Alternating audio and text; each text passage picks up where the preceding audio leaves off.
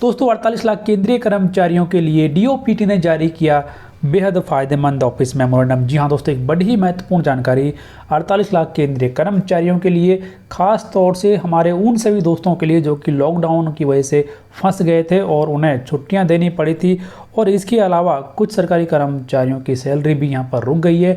उन सभी के लिए काफ़ी लंबे समय के बाद में डीओपीटी की तरफ से एक बेहद महत्वपूर्ण क्लैरिफिकेशन 28 जुलाई 2020 को जारी किया गया है। और ये क्लैरिफिकेशन आपके सामने है, जैसे कि यहाँ पे देख सकते हैं, ये 28 जुलाई को जारी किया गया है। और ये आदेश यहाँ पर जारी किया गया है केंद्र सरकार के सभी मिनिस्ट्रीज डिपार्टमेंट्स को। तो अब यहाँ पर आप ये नहीं बोल सकते कि ये एक ही ऑफिस के लिए लागू है, ये केंद्र सरकार के सभी मिनिस्ट्रीज और डिपार्टमेंट्स के लिए लागू है।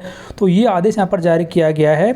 जो लॉकडाउन में फंसे केंद्रीय कर्मचारी थे और वो अपनी ड्यूटीज़ पर एब्सेंट थे, उस पीरियड को किस तरीके से रेगुलराइज किया जाएगा उसके संबंध में यहाँ पर ये क्लैरिफिकेशन जारी किया गया है। और इसमें 4 तरीके की जो परिस्थितियाँ हैं जो कि उत्पन्न हो गई थी, उसका किस तरीके से रेगुलराइज किया जाएगा इसके संबंध में पूरी जानकारी यहाँ पर आपको दी गई है और आपको भी यहाँ पर बताया जाएगा। तो वीडियो को आप पूरा देखें, जानकारी पसंद आए तो वीडियो को लाइक कर दें, शेयर भी करना ना भूलें, जिससे आपके दोस्त भी इस सुविधा का लाभ उठा सकें और वो भी डीओपीटी के इस बड़े आदेश के बारे में जान सकें। क्योंकि अभी तक अलग अलग सरकारी कार्यालयों के द्वारा सरकारी कर्मचारियों को अलग अलग ट्रीटमेंट दिया गया है।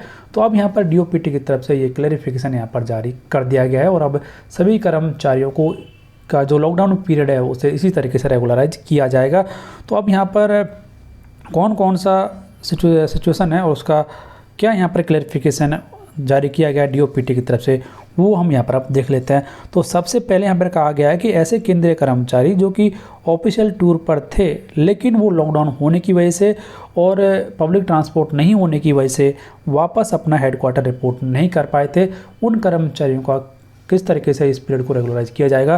तो यहाँ पर कहा गया है कि ऐसे कर्मचारियों को उस दिन से ही ऑफिशियल ड्यूटी पर मान लिया जाएगा जिस दिन से उनका जो टूर था वो ख़त्म हुआ है, उससे अगले दिन से ही उन्हें ये मान लिया जाएगा कि उन्होंने ड्यूटी ज्वाइन कर ली है और ये जो पूरा पीरियड है उसे ऑन ड्यूटी ही यहाँ पर ट्रीटमेंट किया जाएगा, यानी कि उसे ऑन ड्यूटी ही माना जाएगा। लेकिन इसके लिए एक इंटीमेशन होना ज़रूरी है कि सरकारी कर्मचारी ने अपने ऑफिस को इंटीमेट कर दिया था कि पब्लिक ट्रांसपोर्ट होने की वजह से वो सरकारी कर्मचारी हेडक्वार्टर रिपोर्ट नहीं कर पाया है। यदि उन्होंने इंटीमेट कर दिया है अपने ऑफिस को तो पूरा पीरियड उन्हें ना तो छुट्टी देनी पड़ेगी, ऑन ड्यूटी ही उन्हें यहाँ पर ट्रीट किया जाएगा। नेक्स्ट यहाँ पर ऐसे सरकारी कर्मचारी जो कि लॉकडाउन होने से पहले ही सैंक्शनड छुट्टी पर चले गए थे लेकिन वो लॉकडाउन होने की वजह से वहाँ पर फंस गए हैं और उनकी जो छुट्टियां हैं वो बीच में ही ख़त्म हो गई थी, यानी कि 25 मार्च 2020 से पहले आप छुट्टी लेकर अपने हेडक्वार्टर को छोड़े थे, लेकिन आपकी छुट्टियां मान लो 30 मार्च को ख़त्म हो गई थी और उसके बाद में आपने जून या जुलाई में आपका ऑफिस ज्वाइन किया। तो इस तरीके से ये जो पीरियड है इसे किस तरीके से रेगुलराइज किया जाएगा इसके संबंध में यहाँ पर बताया गया है। तो यहाँ पर कहा गया है कि जिस दिन से आपकी छुट्टियाँ ख़त्म हुई थी उससे अगले दिन ही आपको डीम्ड मान लिया जाएगा कि आपने ड्यूटी ज्वाइन कर ली है। ये बड़ी राहत यहाँ पर दी गई क्योंकि बहुत सारे सरकारी कर्मचारी थे जो कि छुट्टी लेकर गए थे और उनकी छुट्टियाँ बीच में ख़त्म हो गई थी और वो वहाँ पर फंस गए थे। लेकिन इसके लिए आपको एक कंडीशन यहाँ पर डाल दिया है कि यदि आपने आपके ऑफिस को इंटीमेट कर दिया था किसी भी फॉरम में, चाहे आपने मैसेज कर दिया, चाहे फिर आपने कॉल करके बताया या फिर आपने ईमेल करके भी अपने ऑफिस को इंटीमेट कर दिया है, तो आपका जो पूरा पीरियड है यानी जिस दिन से आपकी छुट्टियाँ ख़त्म हुई हैं उस दिन से जब तक आपने ड्यूटी रिपोर्ट किया है उसे यहाँ पर ऑन ड्यूटी ट्रीट किया जाएगा। ये एक बड़ा ही महत्वपूर्ण क्लैरिफिकेशन।